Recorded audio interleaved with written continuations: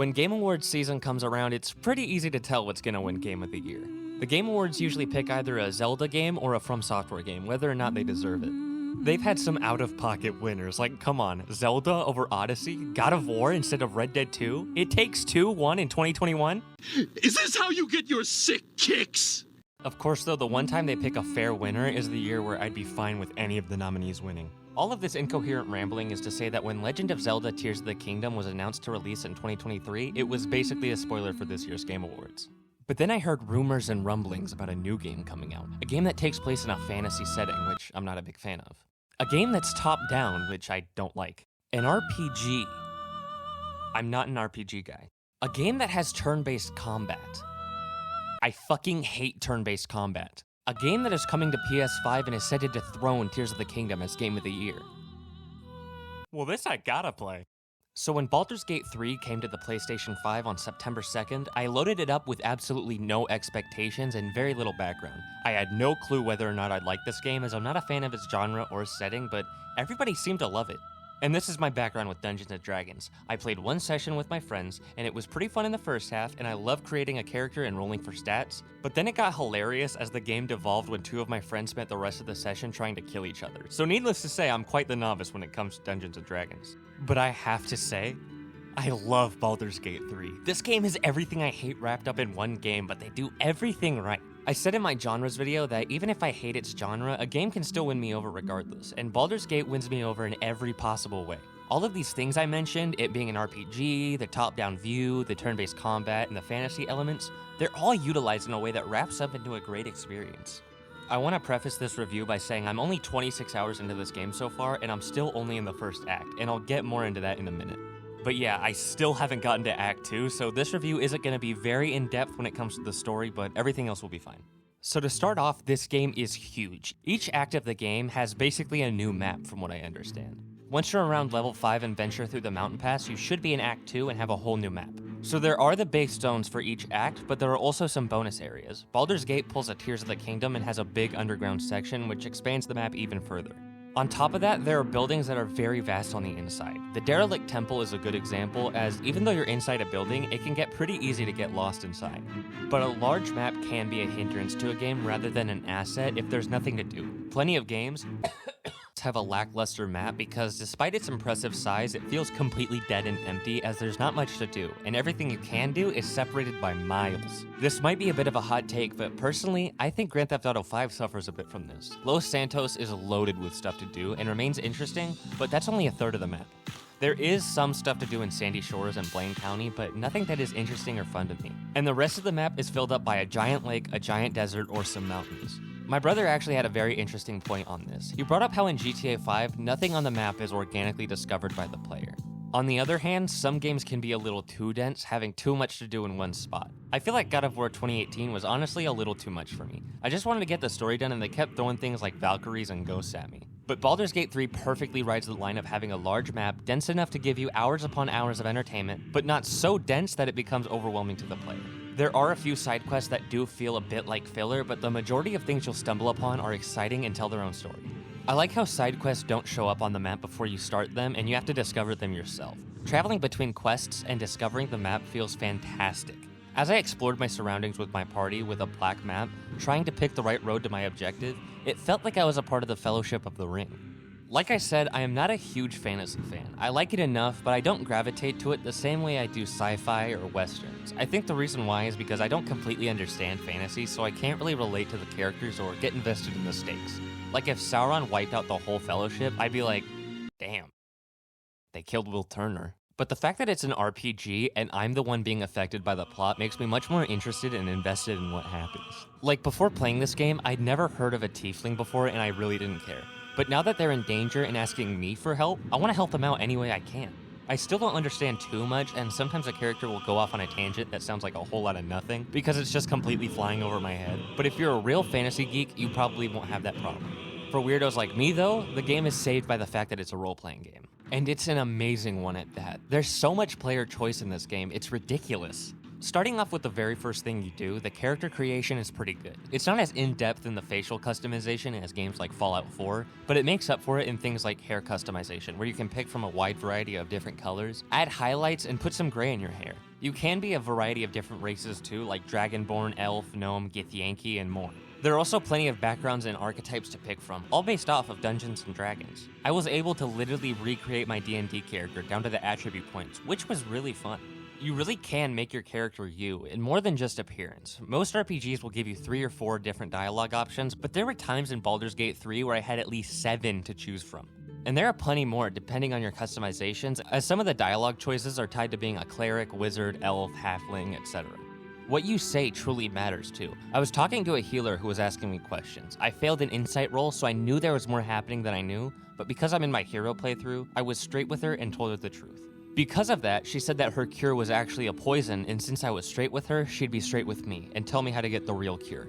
I was blown away, as a lesser game would have had her poison me as a consequence of being naive. But since she was written to be a kind-hearted do-gooder, she reciprocated the trust. You have so many options in this game, whether it be during menial conversations or important quests. That honestly can be a problem though. This many options multiplies how much content is in the game. On my first attempt, I literally made all the mistakes possible, leading to me not advancing quests, which meant I didn't level up enough, and when I went through the mountain pass, combat was way too difficult, even after doing almost everything Act 1 had to offer, and that's why I have 26 hours on this game. Because I messed up so bad, I had to restart, and I wish the game held my hand a little more. But that can be viewed as a good thing. Because I'm making the right decisions in this new playthrough, the majority of my playtime has been unique. Act 1 will take you at least 50 hours to do everything possible and do every option.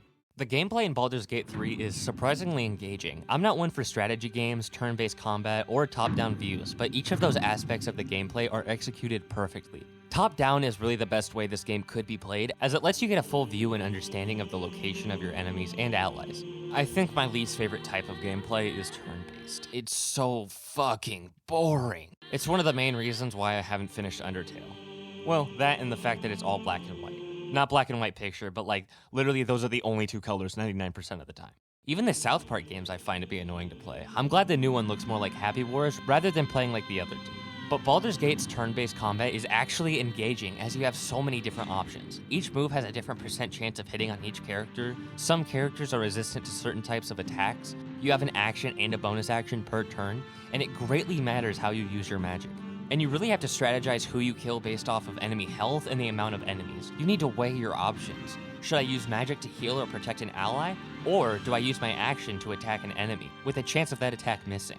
Of course, if you're me though, you roll a nat 20 inspecting a book, but roll a 1 on a charisma check and get jumped by goblins. Nonetheless though, it's really less about skill and more about strategy and a little bit of luck. The multiplayer is also very fun to play. Me and 3 of my friends started up a new campaign after I'd already played about 11 hours, and playing together still made it seem fresh. Obviously I knew what was going to happen, but it was really fun as we all had unique and interesting builds that the NPC party members don't have. The only 2 downsides for me was that they went and did something while I was trading, and that since there were already 4 of us, we couldn't journey with any of the character companions. That's not that big of a deal to me though. I'd rather play with my friends to be able to coordinate. And me not being there for certain story quests while I'm trading is mainly because my friends are horrible people. It's also a nice feature because me and my friends split up so we could get Gale and Astarion at the same time. Even though it can have downsides, depending on who you're playing with, the multiplayer in Baldur's Gate 3 only improves the experience. To briefly mention the story, I don't think it's very special, at least when it comes to the inciting incident. What follows it is fun, and it's a good enough reason for the party to group together and go on this adventure. I'm not going to say what it is just in case you don't want any spoilers, but I will compare it to other plots that are similar. So if you really don't want this game spoiled at all, skip 10 seconds ahead. We've basically seen this plot before in Arkham City and Resident Evil 4, as it's a specific race against the clock. The story is really nothing special or groundbreaking, at least so far, but it's definitely good enough. Visually, Baldur's Gate 3 is very appealing. It's graphically up to date. Yes, we've seen better things come out years ago, but we've also seen worse things come out recently. The cutscenes, however, holy shit. These are some of the best looking cutscenes I've ever seen graphically. Look at that Mind Flayer, dude. They're so fucking slimy and shit. Check out this dragon, bro. It looks so good. I don't want to know how long it took for them to make it look that good. There are, however, some graphical issues. First off, I've only ever experienced screen tearing when I'm using my capture card because I'm still figuring out how to use OBS. So all of this screen tearing you see here was organic. I saw it while playing, and the only way to stop it was to go from performance mode to fidelity mode. I've literally never experienced screen tearing by just playing the game until now. I really hope Larian patches that out in the future. On top of that, this game has some bad issues with graphical pop-ins. It's not something that shattered the immersion for me, but it would also be very nice to not experience that. Also, there's no collision detection on eyelashes, which is pretty funny, so they just go through the bottom of your eyelid.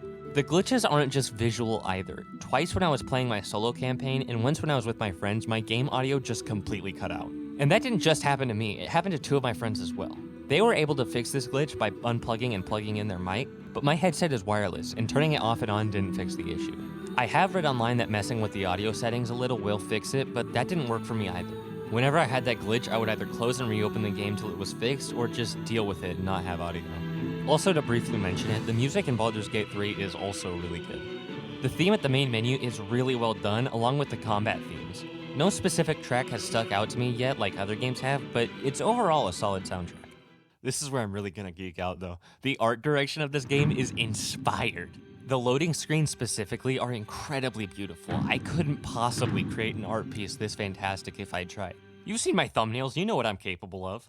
The art style, the materials used, and the use of color and color theory wrap up into stunning visuals and designs. I'm sorry if I butchered these names, but I have to give my props. Elena Dubrovina and Cohen Van Mierlo are the lead character artist and technical art director at Larian Studios, and their amazing art has stood out to me the most in this game. What stands out to me the second most, however, and is much more prevalent, is the characters. They're written so well and have interesting backgrounds and character dynamics. Characters like Shadowheart can come into religious conflict with the main character based off of how you customize the character and what background you gave them. And they're all very unique. For example, Lysel wanted to have sex with me. Shadowheart wanted to do the Devil's Tango. Asterion wanted to get freaky. Gale wanted to have sex. Yeah, if I'm being honest, this game can be a little too horny. I'm not really a prude, but when I heard this game had bear sex in it, I was like, alright guys, what are we doing here? All jokes aside though, I really do like how unique each character is in your party, and they're not just thrown in with their whole lives revolving around the main character. They actually have backgrounds and things going on in their own personal lives. I think my favorites are Shadowheart, Halsin, and Karlach. They're all not only fun to talk to and explore their histories, but also great party members. Even side characters are written well, like Nettie and Minthara. The writing in Baldur's Gate 3 is no Last of Us, but hey, what is? Overall, I feel that Baldur's Gate 3 is an amazing role-playing game that managed to win me over, even though at face value, I had absolutely no reason to like this game. It manages to stay fresh and keeps the player invested despite its turn-based combat, which gets repetitive and tedious in lower quality games. To be fair, I haven't played Tears of the Kingdom, but I've played enough of Breath of the Wild to know it's not my thing. And I can confidently say that Baldur's Gate 3 has dethroned Tears of the Kingdom in my eyes and is my game of the year. Until Spider-Man 2 comes out. Thank you guys so much for making it to the end of this video. I really hope you enjoyed it. I know it's shorter and less in-depth, mainly because I'm not a big fantasy guy and I wasn't really excited for this game. And there's just so much to do in this game. But yeah, I was just really surprised by it and I thought I'd let you guys know that I definitely recommend it. And just give my 2 cents on the whole game. If you did like this video, a thumbs up would be greatly appreciated, as well as checking out my other videos if you like this one. Let me know what you guys thought about Baldur's Gate 3 in the comments. I try to respond to as many as I can, and I love discussing these games with you guys and hearing your opinion. Unless you're gonna be like this bald dude and complain about pronouns in a video game. And with that, I'll see you guys in the next video. Take care.